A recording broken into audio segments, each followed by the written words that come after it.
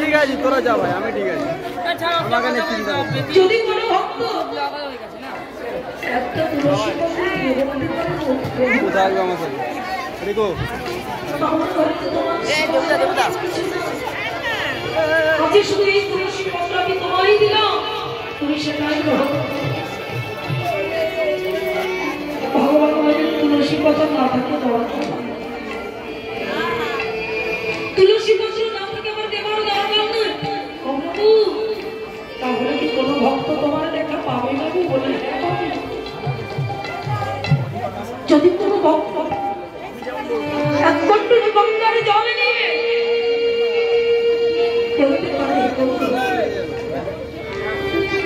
আমার ঘরে তোমাদের সেবা দেওয়ার মতো কিছুই নেই। আজকে শুধু এই গঙ্গার জল আমি তোমায় দিলাম, তুমি নিজে মনে কৃপা করে সেবা করো। বাবা সব এইগুলো বলতে আছো। সকল ভক্তির ঘরে যে গঙ্গার জল আছে তাহলে সে কি আমার প্রভুকে পাবে? বলেন গঙ্গার জল না থাকে দরকার না। আমি তো প্রতিটা ভক্তের দুটি নয়ন গঙ্গা দিয়েছি। প্রতিটা ভক্ত যদি দুটি নয়ন জলে বুক ভাসায়, গৌর তোমার গৌর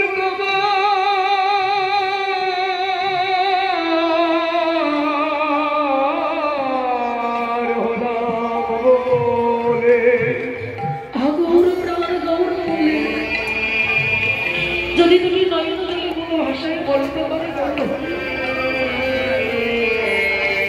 এই জগতের সকলেরই তো শাস্তি আছে। বলো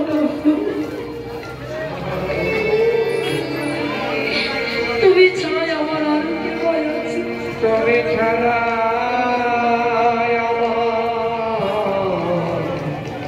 প্রভু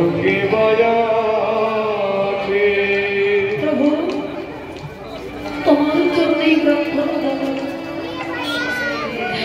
যেদিনে ভাবি আমার বলতে কেউ যেদিনে ভাবি আমার বলতে কেউ না, যেদিন আমার সেই ভগবানের ডাক এসে যাবে, যেদিন আমার সেই অন্তিম কাল এসে যাবে,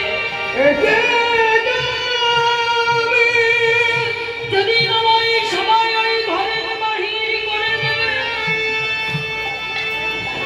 যেদিন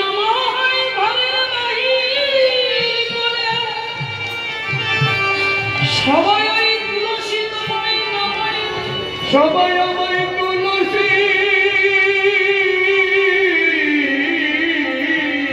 তলায় নামায় দে। যেদিন আমার ওই কৃষ্ণ বলা পাখি উড়ে চলে যায়, যেদিন আমার কৃষ্ণ বলা পাখি উড়ে যাবে, সেই শেষের দিনে আমার প্রাণ যাওয়ার গৌর হরি, তুমি যেন তোমার চরণ ছাড়া আমায় করো,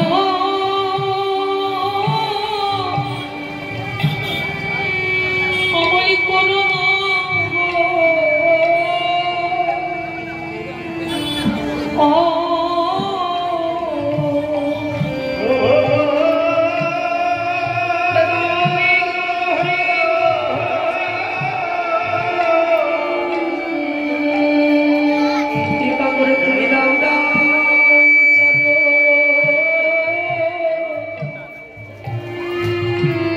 তোমার চরণে ধুলি,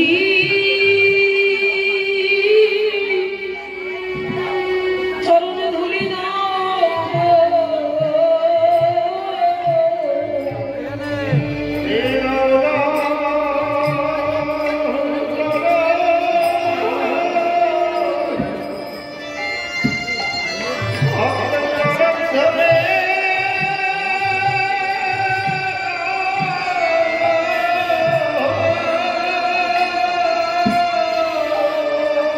ওই ধুলি মেখে জমা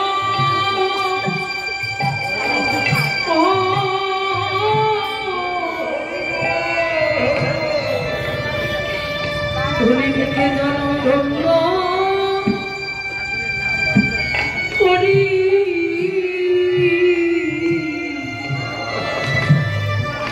কৃপা করে দাও দাও চরণ ধুলি তুলি না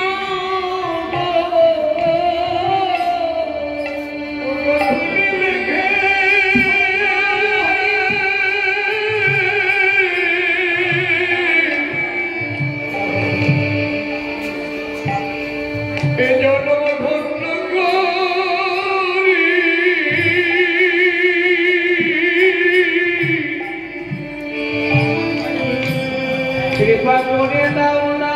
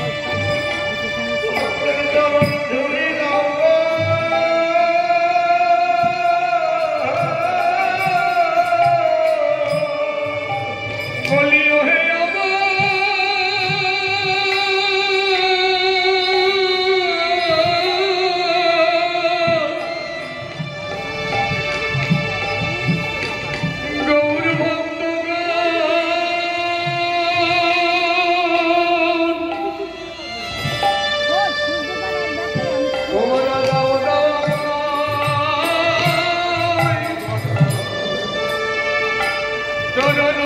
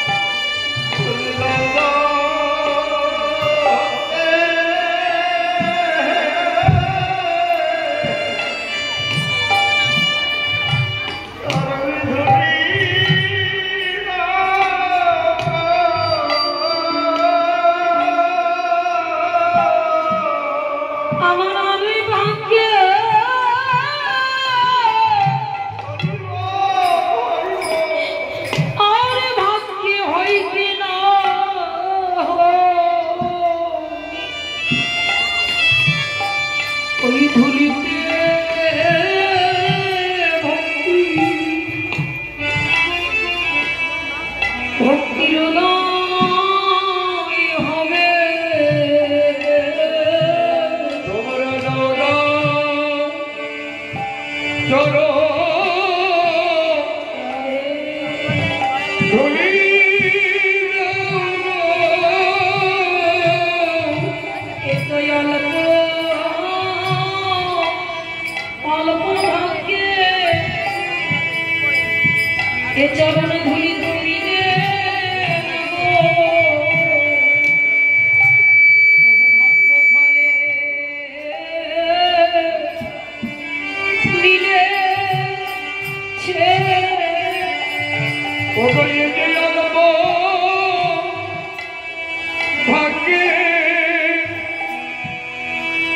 ভাগ্যের কথা নাই গো, বহু ভাগ্য বলে ধুলি মিলেছে গো।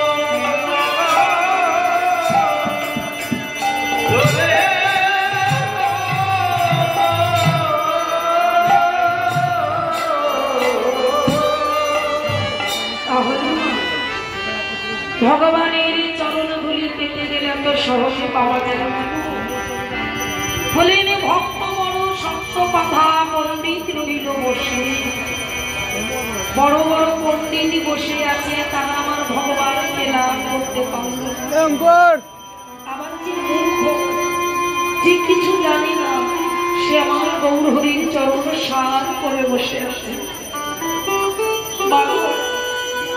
বলতে পারো আমার গৌর হরিকে যারা ভালোবাসে তারা কি কিছু বোঝে না তারা কি কিছু জানে না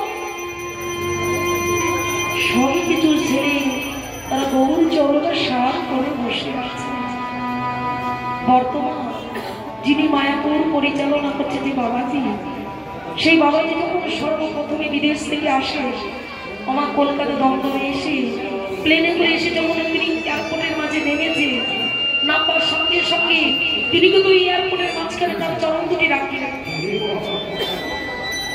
কেমন ভক্ত দেখুন এয়ারপোর্টের মাঝে তিনি চরণ রাখলেন তিনি কি করলেন প্লেন থেকে নেমে ষষ্ঠে ওই এয়ারপোর্টের মাঝখানে তিনি ধুলার মাঝে বড়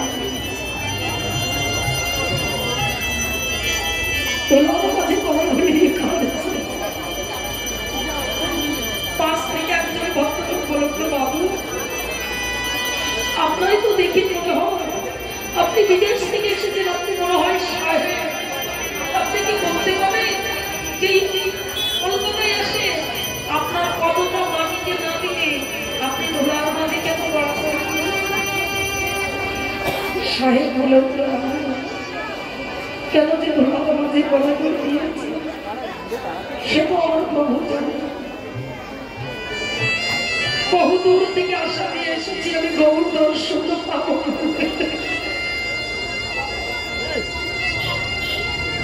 কিন্তু সবে এসে পৌঁছেছি কলকাতা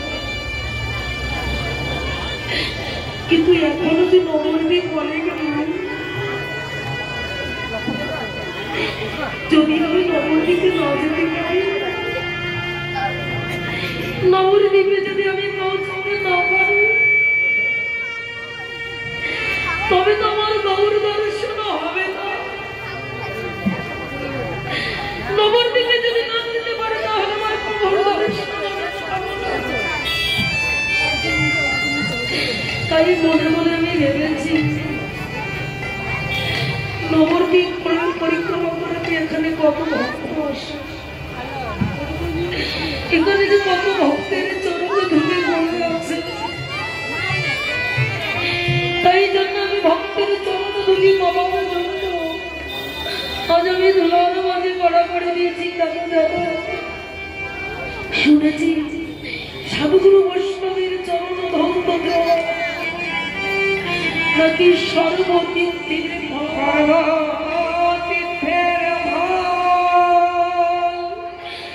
একদিন আমার ভক্তি হলো না একদিন আমার ভক্তি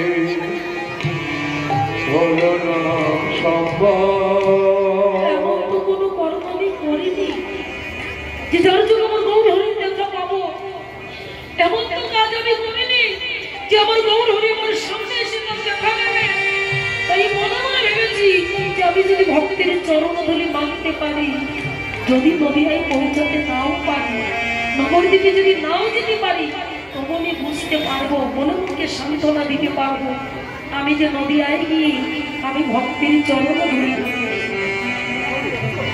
ভক্তের চরণ ধুলি বলবো ভগবান একদিন নারদ ভগবানকে প্রশ্ন করলেন হে প্রভু আপনার নির্দিষ্ট ঠিকানাতে কোথায় আপনি বলতে পারেন আপনি নির্দিষ্ট কোথায় থাকেন এখন বলুন তো দেখি আজ পর্যন্ত আমি আপনার নির্দিষ্ট ঠিকানাটা খুঁজে পেলাম না বললেন তবে শোনা নারদ আমার হতে আমার নাম বড় নাম হতে আমার ভক্ত বড় ভক্ত হতে যে ভক্তের চরণ ধরে আরো বড় আমি কোথায় থাকি জানো বৈকুণ্ঠ ধামে আমি থাকি না যোগীনন্দ হৃদয়ে যোগী ঋষি মুনিগণ আমাকে বাবার জন্য ধ্যান করে সাধনা করে যত্ন করে আমি সেই মুনি ঋষি গণের হৃদয় মনেও থাকি না তবে আমি কোথায় থাকি জানো মন ভক্ত অর্থাৎ যেখানে আমার ভক্ত যেখানে সর্বক্ষণ দিবানিশি আমার নাম গুণা কীর্তন করে ভক্তের চরণ তলায় গড়া করিনি, ভক্তের চরণ ধুলি মাকে আমি সর্বক্ষণ সেই ভক্তের মাঝে বিরাজি করিনি। হরে কৃষ্ণ হরে কৃষ্ণ সকলে মিলে কৃষ্ণ হরে হরে হরে রাম হরে রাম হরে হরে হরে কৃষ্ণ হরে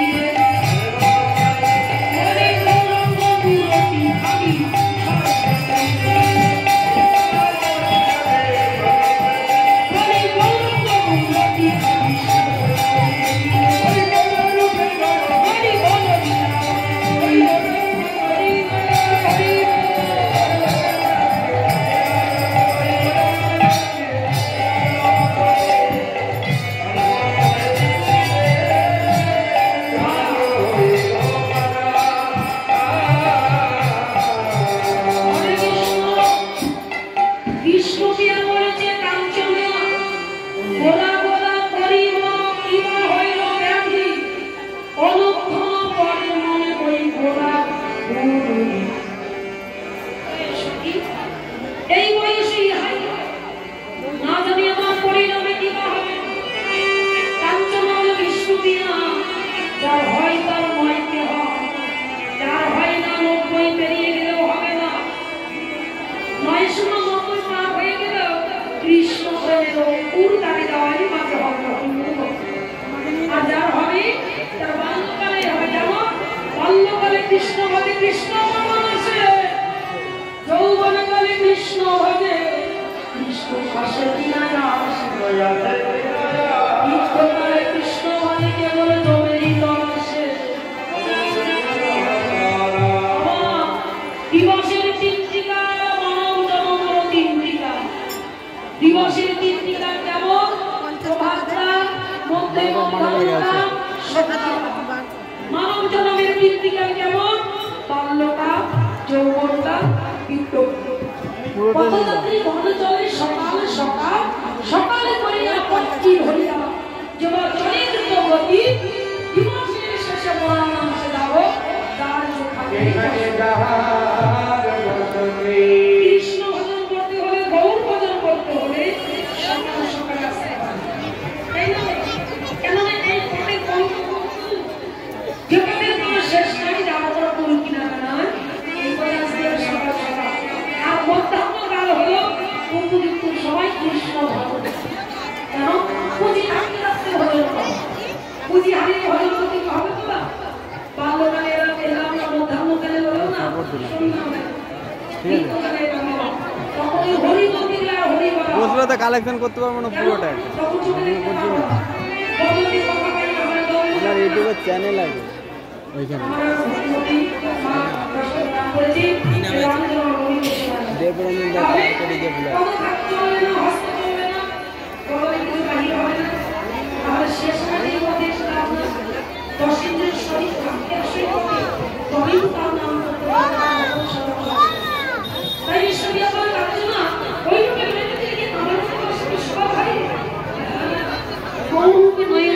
এমনই দশা ভগতেই বলি গোরা রূপ কবি রূপা